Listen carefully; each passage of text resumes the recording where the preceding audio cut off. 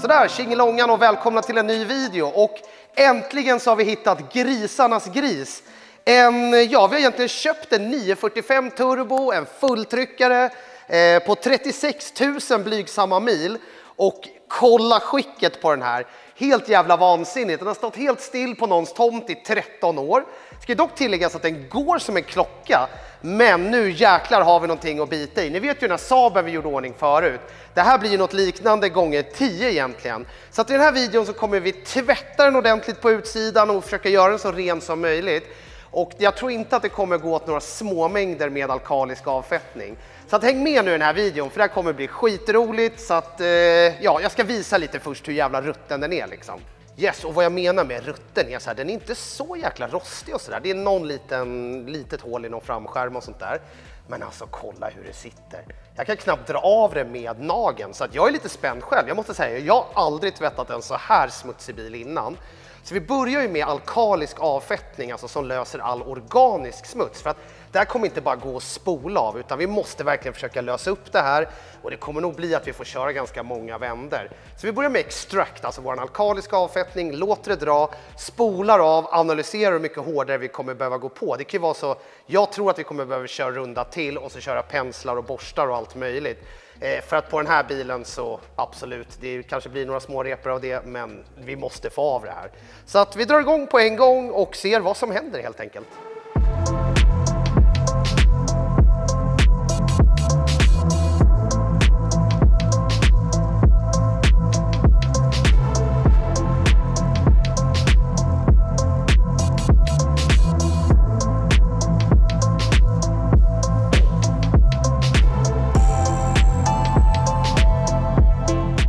Då har vi ju dundrat på 3 gånger 1,5 liter alkalisk avfettning, för ni såg ju hur jäklar det satt innan.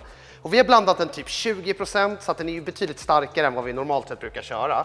Men kolla, det börjar ju redan bli goda tider här, så att vi får se mycket som kommer hända nu när vi börjar spola. Men nu börjar vi i alla fall med att spola det här ordentligt, och sen kommer vi behöva gå på en vända igen. Vi kör med penslar. Sen kanske det blir så att vi kör elevate, alltså vårt snowfoam, för att verkligen komma in överallt. Pensla igen. Vi får se lite vad vi tar som nästa steg. Men sen ska vi givetvis gå på med kallafettning, så vi löser eventuella så här petroleumsmutsgrejer, alltså asfaltsprickar och sånt som sitter. Och så avslutar vi med en flygrostlösare, alltså våran relieve. Men först är att försöka bli av med det här jävla griset på bilen i alla fall.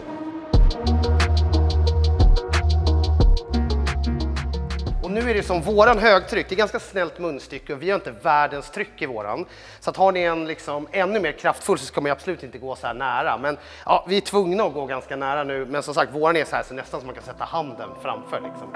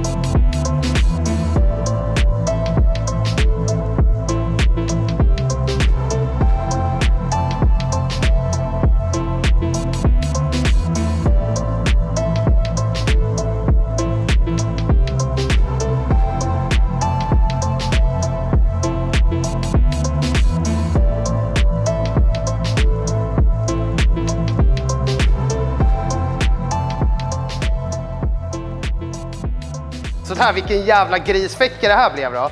Men nu kör vi på kallavfettning på hela bilen. Och det sitter ju kvar lite, alltså vad fan, de här grejerna har ju typ växt in i lacken. Skulle man ännu mer trycka i sin högtryck hade man nog fått bort ännu lite mer. Men vi kör kallavfettning på med alkalisk avfettning ovanpå det igen.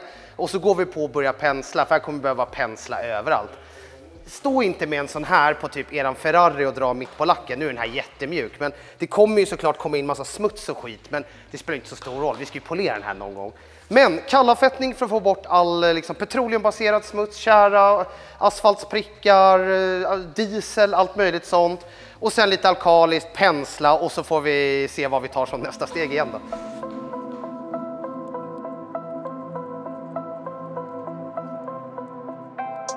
Okej, bara för att både vi och ni älskar foamsen. Så kanske lite onödigt steg, men nice ändå. Vi får ut överallt, vi lubricerar penslarna lite och sådär.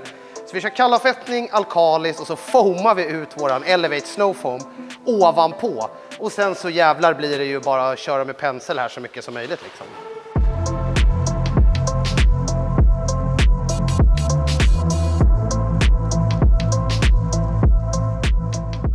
Där kör vi bara igång med penslarna och det här är ju supersoften, så kommer vi säkert behöva använda våra lite aggressivare på vissa ställen också.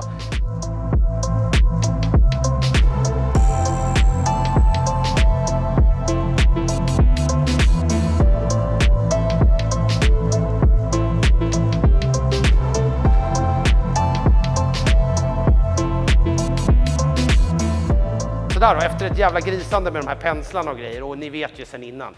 Stå inte och gör som vi gjorde nu på en jätteren och fin lack. Det här var ju extremt, det satt ju som berget. Det är ju egentligen så här, det är ju polera som gäller om man ska få den här riktigt fräsch. Men nu ska vi göra en redig tvätt innan då i sånt fall.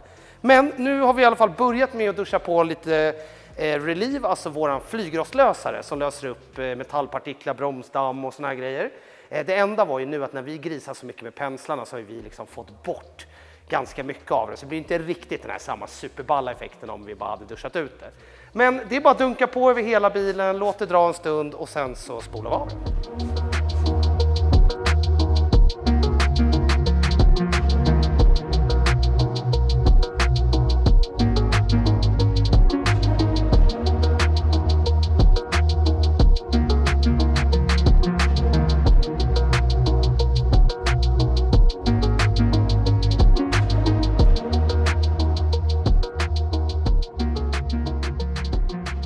Ja, men det börjar ju se ut som en bil i alla fall. Det var ju som jag sa i början av videon. I den här videon så ska vi liksom tvätta den på utsidan.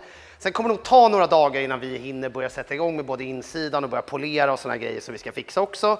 Så att vi kommer faktiskt foama ut Purify S+, alltså vårat shampoo som både har lite avrinning och skydd i sig också, så att vi har någon form av skydd när vi ställer tillbaka den här uppe i backen igen. Och förhoppningsvis så blir den också lite lättare att tvätta, för som ni ser nu är det ju men det är ingenting, vattnet bara ligger rakt på. Så vi foamar ut lite Purify S+, och sen så kommer vi schamponera in det, spola av, torka, och sen får vi väl nästan säga att vi är typ klara för den här videon. För att, ja, även om den inte är tipptopp snygg sådär, men så ser den i alla fall dräglig ut. Så vi får se, kanske att man kan köra en liten burnings eller något här utanför.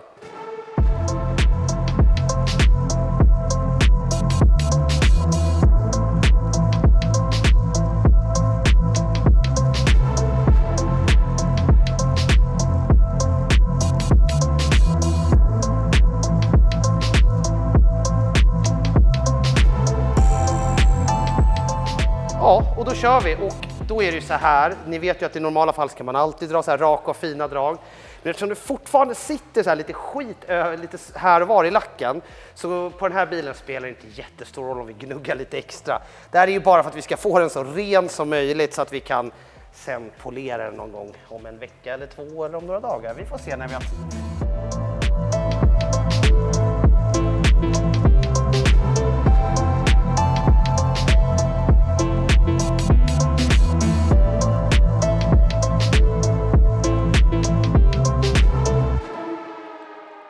Nu såg ni kanske inte blev så här världens wow-faktor på den här avrinningen, för att lacken är så jävla så här mjölkig. Det är nästan som att det skulle vara gelcoat typ. Den måste ju verkligen poleras, den här bilen. Men vi fick i alla fall lite avrinning i rutorna, blev det skitnice. Så nu torkar vi den här bilen och sen så är vi ju typ, får väl Kevin köra lite smutta eftershots på den. Så i alla fall har den ju gått från en soptipp till att i alla fall se lite dräglig ut på några meters håll.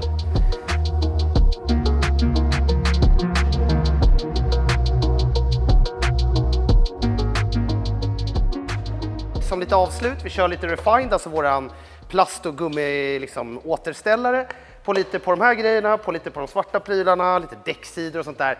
alltså jag förstår ju, vi ska ju polera den här sen så då ska man ju typ ändå göra det igen. Men bara lite så ni får en liten touch över att man kan ändå få en sån här grishög och se helt okej ut. Dock så ska ju den här årsmodellen inte vara helt mattvit, vilket den är nu. Så även om vi har lite glans, i alla fall lite avrinning, så är det ju svårt när liksom den är totalt, den måste ju poleras liksom. Men, och så kör vi även vår glasputs, vi rengör lite rutor och bara så vi får en liten allmän fräsch touch. Så hoppas ni gillar den här videon, kommentera gärna nedanför.